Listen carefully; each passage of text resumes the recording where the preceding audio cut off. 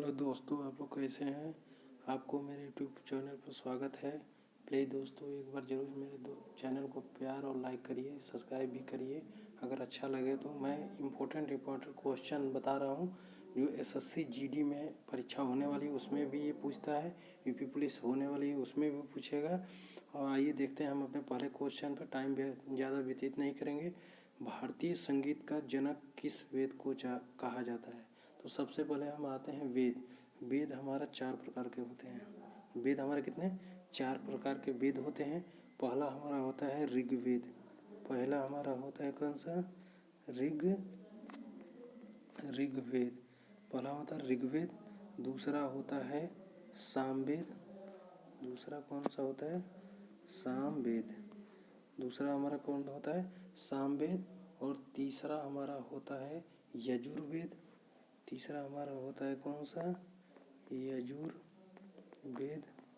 तीसरा हमारा यजुर्वेद। और चौथा होता है हमारा अथर्ववेद। अथर्ववेद। तो वेद कितने होते हैं, 4 प्रकार के वेद हमारे होते हैं। और 4 प्रकार के वेद होते हैं। और भारतीय संगीत का जनक किस वेद को कहा जाता है, तो सामवेद को कहा जाता है। किस वेद को कहा जाता है, सामवेद को कहा जाता है। ठीक है। तो वेद इतने 4 प्रकार के होते हैं। 4 वेद में हमें भारतीय संगीत का जनक किस वेद को कहा जाता है, सामवेद का। अब आइए हम अपने दूसरे क्वेश्चन पर चलते हैं। दूसरा क्वेश्चन दिया है कि हाल ही में धौलावीरा को विश्व धरोहर की घोषित किया गया। तो हमें 40वां जो है धौलावीरा को घोषित किया है, किस राज्य में है, गुजरात में। किस राज्य में है, गुजरात में है। ठीक है। तो हमारा दूसरा क्वेश्चन हो गया। आइए हम चलते हैं अपने तीसरे क्वेश्चन पे और देखते हैं तीसरा क्वेश्चन क्या कर रहा है। तीसरे क्वेश्चन में देखते हैं कल्पसूत्र के लेखक कौन थे। कल्पसूत्र के हमारे लेखक देखेंगे तो कल्पसूत्र का लेखक हमारा कौन था, भद्रबाहु। भद्रबाहु इतिहास की बहुत इंपॉर्टेंट बुक है जो बार बार परीक्षा में पूछा जाता है। तो कल्पसूत्र पुस्तक के लेखक कौन है, भद्रबाहु। भद्रबाहु ये जो पुस्तक लिखी गई है ये जैन ग्रंथों के बारे में है। जो जैन ग्रंथ में पार्श्वनाथ थे, महावीर स्वामी हैं, उनके जीवन के बारे में इसमें बताया गया है, कल्पसूत्र के बारे में। आइए हम चलते हैं अपने चौथे क्वेश्चन पे। और चौथा क्वेश्चन दिया है पहली बौद्ध संगीति किसके शासनकाल में संपन्न हुई थी। तो पहली बौद्ध संगीति किसके शासनकाल में हुई थी। पहला कोई भी काम पहला होता है तो घर में होता है। तो पहली बौद्ध संगीति कहाँ होती, राजगृह। पहली बौद्ध ग्रंथि कहाँ हुई थी, राजगृह में हुई थी। और ये पूछ रहा है शासनकाल मतलब अजात शत्रु। इसका शासक कौन था, अजात शत्रु था। इसका हमें अजात शत्रु था इसका। तो किसका शासनकाल था, अजात शत्रु। बौद्ध संगीति हमें 4 प्रकार की बौद्ध संगीति हुई थी। पहला हुआ था 483 ईसा पूर्व राजगृह में। महाकश्यप इसका अध्यक्ष थे और जो अजातशत्रु इसका शासक था। फिर द्वितीय बौद्ध संगीति हुई थी। द्वितीय बौद्ध संगीति हुई थी वैशाली में। साबाकाब इसके अध्यक्ष थे और कालाशोक इसके शासक थे। तीसरी बौद्ध संगीति बहुत इंपॉर्टेंट है जो पाटलिपुत्र में हुई थी। स्थान का क्या नाम था, पाटलिपुत्र।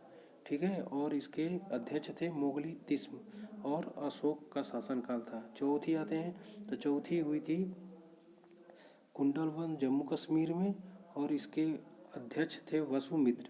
लेकिन इसमें इम्पोर्टेंट है सबसे ज़्यादा उपाध्यक्ष पूछा जाता है जो अश्वघोष था और कनिष्क के शासनकाल में हुआ था। ठीक है। तो हमारा चौथी बौद्ध संगीति कहाँ हुआ था, चौथी कुंडल वंश कश्मीर में हुआ था और वसुमित्र अध्यक्ष थे और उपाध्यक्ष कौन था, अश्वघोष। और कनिष्क क से कुंडल वन और क से कनिष्क, तो कनिष्क के शासनकाल में हुआ था। ये बहुत इंपॉर्टेंट है चौथी। और तीसरी भी दोहरा दे रहे हैं। तीसरी बौद्ध संगीति पाटलिपुत्र में हुई थी। मोगली तिस्म शासक था, मोगली तिस्म अध्यक्ष था और अशोक इसके शासक था। आइए चलते हैं अपने हम चौथे क्वेश्चन तो हो गया, 5वें क्वेश्चन पर चलते हैं। और 5वां क्वेश्चन हमें देखते हैं क्या दिया गया है। 5वां क्वेश्चन देखते हैं। 5वां क्वेश्चन में दिया गया है कि 5वां क्वेश्चन दिया गया है कि नालंदा विश्वविद्यालय की स्थापना किसने करवाया था? नालंदा विश्वविद्यालय की स्थापना किसने कराया था? तो कुमारगुप्त फर्स्ट, कुमारगुप्त फर्स्ट ने नालंदा विश्वविद्यालय का स्थापना किसने कराया था? तो कुमारगुप्त फर्स्ट ने कराया था। आइए चलते हैं हम अपने छठे क्वेश्चन में। छठा क्वेश्चन दिया है, इक्ता प्रणाली की शुरुआत करने वाला शासक कौन था? तो इक्ता प्रणाली की शुरुआत करने वाला था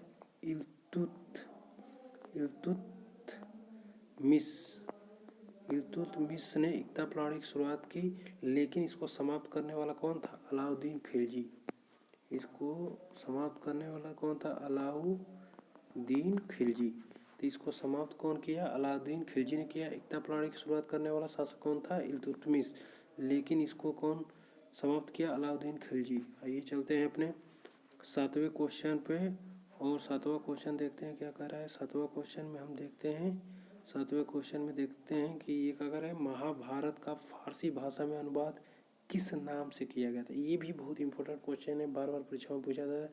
तो महाभारत फारसी अनुवाद किसके नाम पर गया? तो रजमनामा के नाम से महाभारत का फारसी भाषा में अनुवाद किया गया। और किसने किया? इसने बदायूनी ने। इसको किसने किया? बदायूनी ने इसको किया फारसी में अनुवाद। ठीक है, अब आइए चलते हैं अपने क्वेश्चन पे।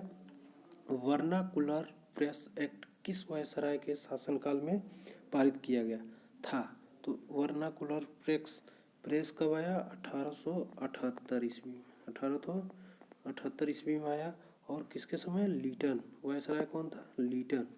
लीटन के समय वर्नाकुलर एक्ट पारित किया गया था।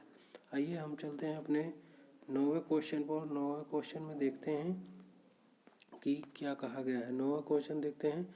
और 9वां कैबिनेट मिशन के अध्यक्ष कौन थे? मतलब इसमें पूछा गया कैबिनेट मिशन के भाई 3, उसमें इसके कैबिनेट में 3 अध्यक्ष बनाए गए थे। इसमें से मेन अध्यक्ष तो कौन थे?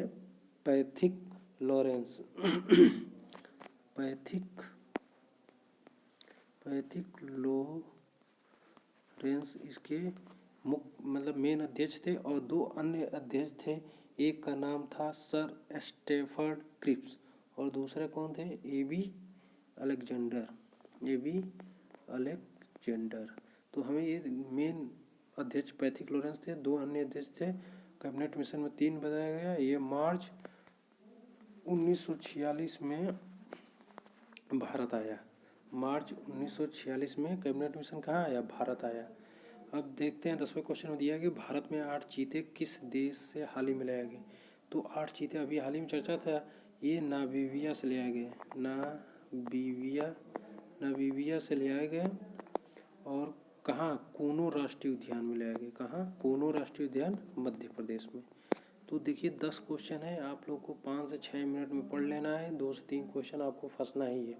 तो इसलिए आप खाते पीते कुछ भी बनाइए, उसमें देख लीजिए वीडियो, कोई दिक्कत नहीं। हम ऐसे ही वीडियो छोटा छोटा डालते रहेंगे। आप लोग बस 5 मिनट का लाइक शेयर और सब्सक्राइब जरूर कर दीजिए दोस्तों, प्यार दीजिए, थोड़ा मेरे चैनल भी ग्रोथ हो जाए। और थैंक यू, धन्यवाद। आगे के लिए मैं वीडियो डालता रहूँगा, अपना छोटे छोटे टॉपिक में अपना डालता रहूँगा क्वेश्चन, आप लोग करते रहिए इसको।